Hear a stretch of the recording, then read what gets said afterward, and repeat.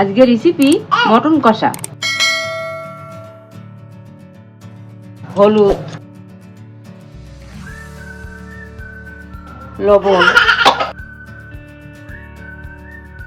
2 চামচ আদা বাটা, এবার 2 চামচ জিরের গুঁড়ো, ধনের গুঁড়ো 1 চামচ, লঙ্কার গুঁড়ো পরিমাণ মতো, টক দই। এটা দিয়ে ম্যারিনেট করে আমি 1 ঘন্টা রেখে দেবো।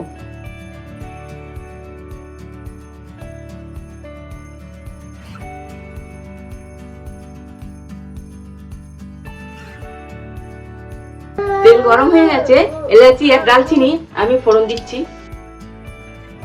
1 কোয়া রসুন আমি থেতু করে নিয়েছি। এবার আমি পেঁয়াজ কুচিটা দিয়ে দিলাম।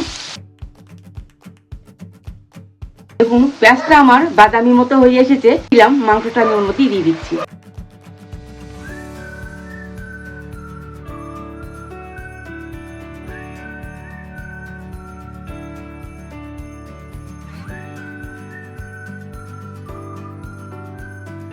হয়ে যাচ্ছে, এবারে আমি এর মধ্যে একটু গরম মশলা দিয়ে দিচ্ছি।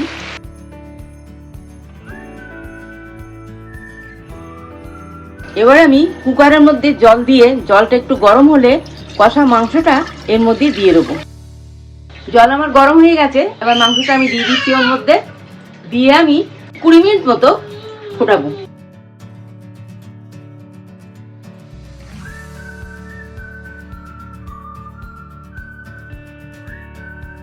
এবার আমি ঢাকনা দিয়ে 20 মিনিট ফোটাবো।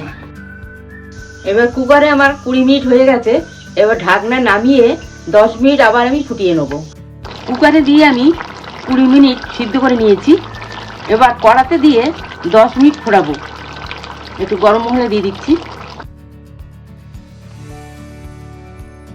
এবার আমি নামিয়ে নেব। If you like my recipe, then like, share, and don't forget to subscribe.